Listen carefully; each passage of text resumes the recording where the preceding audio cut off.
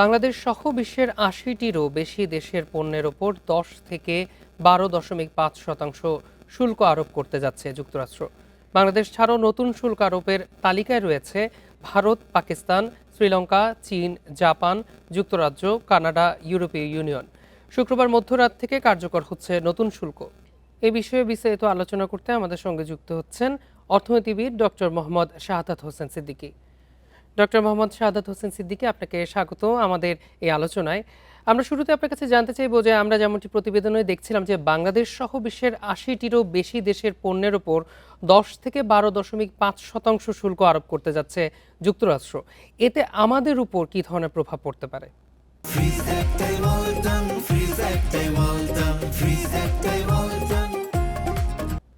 জি, ধন্যবাদ। দেখুন, যে একটা হচ্ছে যে ব্যক্তিগতভাবে বাংলাদেশের উপর, আর একটা হচ্ছে সার্বিকভাবে বিশ্ব বাণিজ্যের উপর কি ধরনের প্রভাব পড়ে। যুক্তরাষ্ট্রের বাজারে যাদের প্রবেশাধিকার রয়েছে সেই সমস্ত রাষ্ট্রের উপর যখন চিন্তা করছেন, তখন দেখবেন ৯৯% উপরে প্রতিবেদন থেকে অলরেডি উঠে আসছে যে ৯৯% উপরে। তার মানে কি প্রত্যেকটা রাষ্ট্রই যারা সম্পৃক্ত আসছে তারাই কোনো না কোনো ট্যারিফের মধ্যে আসবে।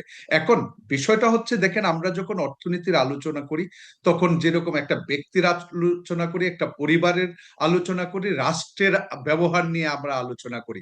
অতএব যুক্তরাষ্ট্র যে ব্যবহার করছে দীর্ঘদিন যাবৎ বাণিজ্য নিয়ে, সেই বাণিজ্যের কারণেই কিন্তু পৃথিবীর বাণিজ্যে এক ধরনের আনসার্টেনিটি তৈরি হয়েছে। সেই আনসার্টেনিটিকে ঘিরেই, অনিশ্চয়তাকে ঘিরেই কিন্তু বাণিজ্য আবর্তিত হচ্ছে। এর মধ্যে যেটা সম্পৃক্ত হচ্ছে নতুন করে 10% ভার্সাস 12.5%, এটা হচ্ছে জোরপূর্বক শ্রম তারা বলছে।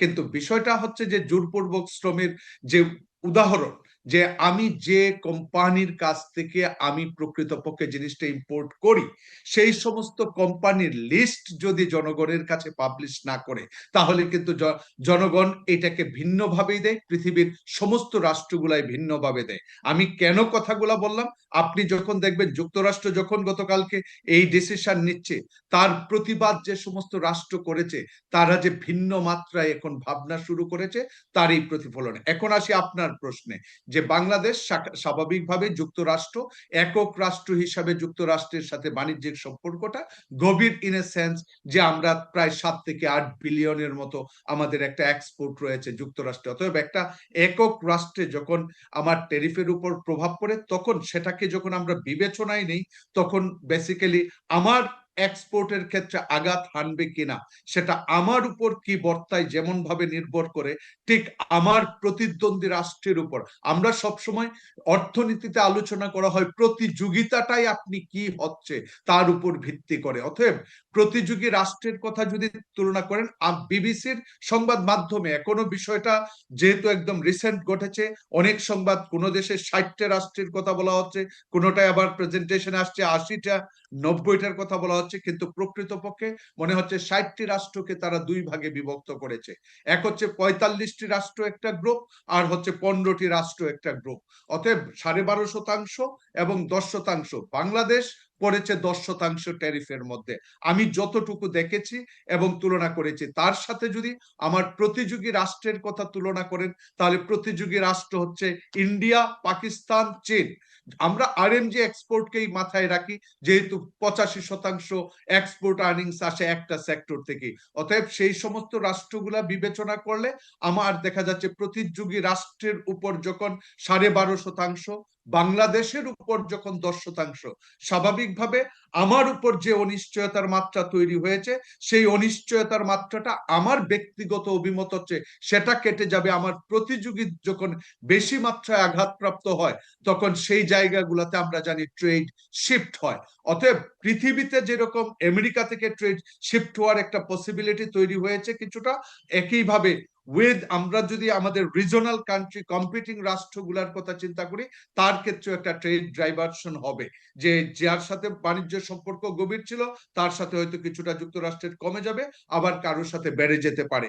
কারণ আমরা যে দ্রব্যটার কথা চিন্তা করি বাংলাদেশের ক্ষেত্রে, সেটা হচ্ছে কাপড়।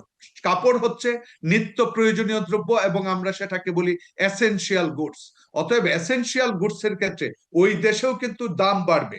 এক হচ্ছে কস্ট অফ ট্যারিফ বসানো মানেই হচ্ছে কস্ট অফ ডুইং বিজনেস কে বাড়িয়ে দেওয়া।